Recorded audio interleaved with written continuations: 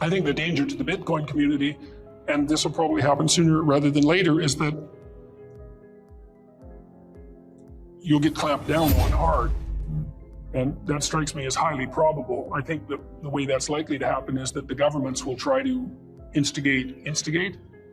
implement their own digital currencies and then do everything they can to squash out competitors. And like, God, you think fiat currency is bad, you wait till it's fiat currency with a digital spin, man. And wait until people can track all of your purchases and decide using some scheme of fiat when you're acting unethically with regards to your choice of, let's say, consumer item. See, we could go one level deeper underneath this. It looks to me like we actually perceive the world through a structure of value. And the reason I believe that's the case is because you have to prioritize your perceptions, because you can't look at everything, right? So you only look at what's important. Well, what's important? The answer is you don't know. And so how do we calculate that? And the answer is, at least in part, we calculate that with free choices of value in the marketplace. And so, and you can think of this very straightforwardly, because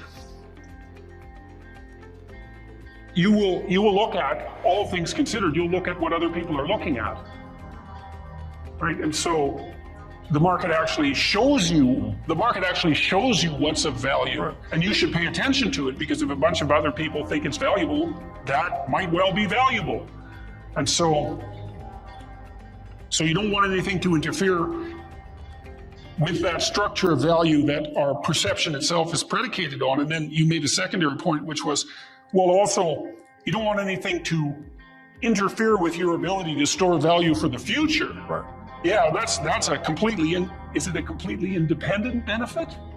I don't know if it's independent, but it's certainly a big benefit. Right. I think the Austrian economists would say that the higher fidelity or predictability of the money supply, let's say, the more clear the rules of the game are, less noise in the channel, as we've said, and people are free to accumulate more capital.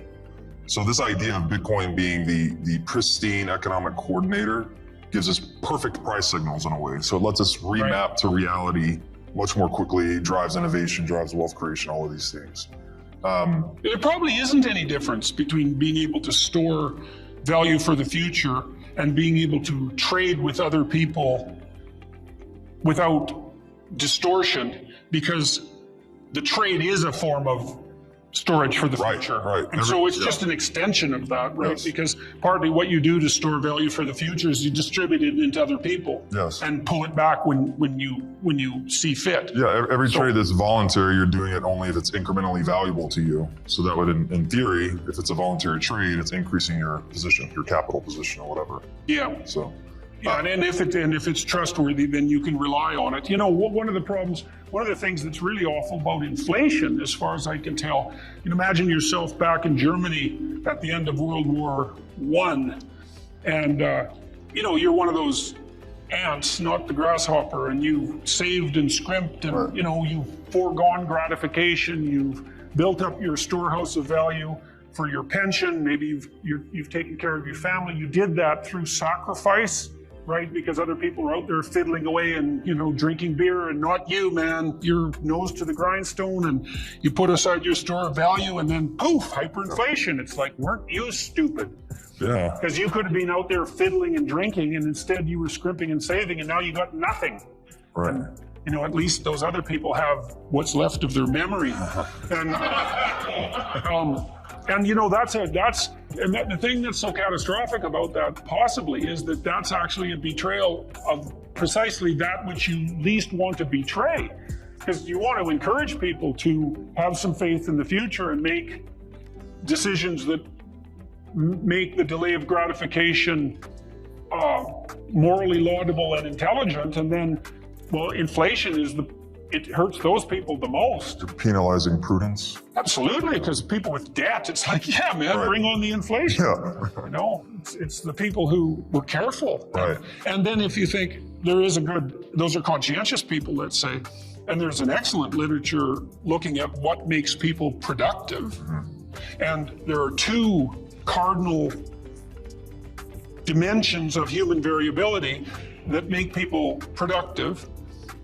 One is general cognitive ability. That's often known as intelligence and formally measured as IQ. And part of the reason that makes people more productive is because they're faster, and more or less by definition, if one person does something and another person does it, the person who does it faster, if it's valuable, is doing it better.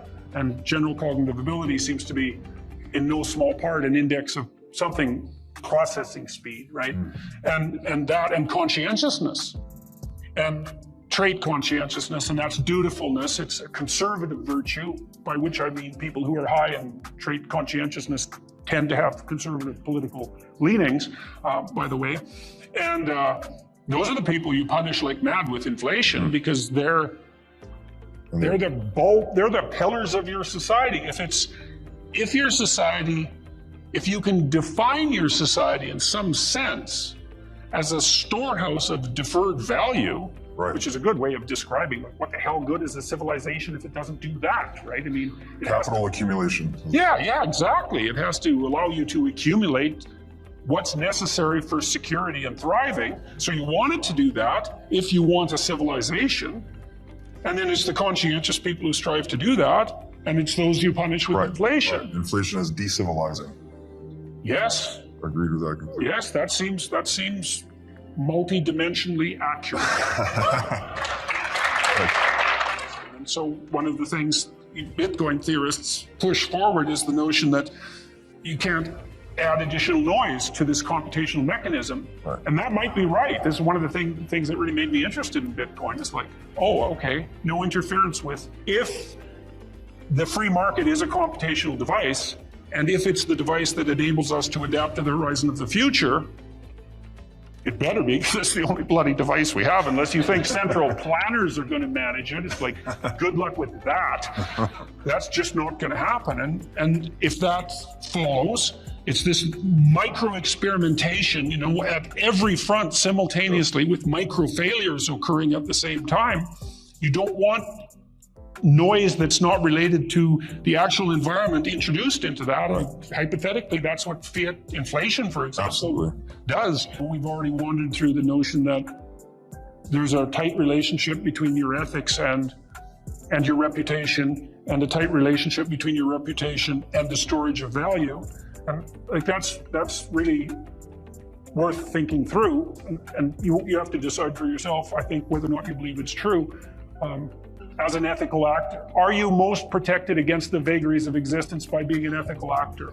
I would say that actually, in some profound sense, defines what it means to be an ethical actor. Why would we consider something that didn't have that characteristic ethical? We just die if that was the case. That would be so counterproductive. I think what we regard as ethical in the highest sense is that which enables us to store value across the longest period of time. Mm-hmm. How could it be otherwise? And so that means that if you believe that, that will change your life, because you start taking what you do a lot more seriously if you believe that. And so is there a necessary interplay between the ethic, like the religious ethic, and the monetary system? What does it say on the dollar bill? Isn't it in God we trust? Yeah, but the actuality is in Fed we trust. Yeah, well, so it's corrupted, and you Bitcoin purists might be right about your presuppositions. We've wandered through a fair bit of conceptual territory today. I don't see any obvious manner in which the presuppositions of the Bitcoin community violate fundamental psychological principles. No. Quite the contrary. But, like I said, I'm not an economist, that's for sure, and there's lots of things I don't know, so I'd hesitate to give it my unwarranted stamp of approval, for whatever that's worth, and very little. But it's an extremely interesting experiment, and I find it quite compelling, the idea of an incorruptible storehouse of value. I believe that morality emerges out of iterated voluntary games. So what we regard as moral is the principle that most aptly governs the longest term iterated games. Right. And that's something like the sustainability that, that people are struggling to attain. Right. And I think we have moral intuitions that indicate to us when that is being manifested in people's behavior. That we find them reliable and trustworthy, we find them ethical. And I do think that's associated with a longer time horizon. Maturity, certainly, there's almost no difference between maturity and a longer time horizon. They're almost identical in some sense. And so it could be that Bitcoin, by increasing your faith in the future, does disincline you to fiddle while Rome burns. You know, could be. If you detach exploitation from success, you're certainly going to decrease the probability that exploitative patterns are going to be imitated. They're going to be imitated. We know this already, that it's definitely in places where the time horizon is extremely shortened that hyper-aggressive strategies make themselves manifest. Of course, So, or even just competition at the street level, you know. Without that time horizon, you grab and run, fundamentally. And so, like I said, this makes sense. That doesn't mean it's correct. but the fact that it is being played out in this experimental manner, in this competitive manner, I think the danger to the Bitcoin community, and this will probably happen sooner rather than later, is that you'll get clamped down on hard. And that strikes me as highly probable. I think the way that's likely to happen is that the governments will try to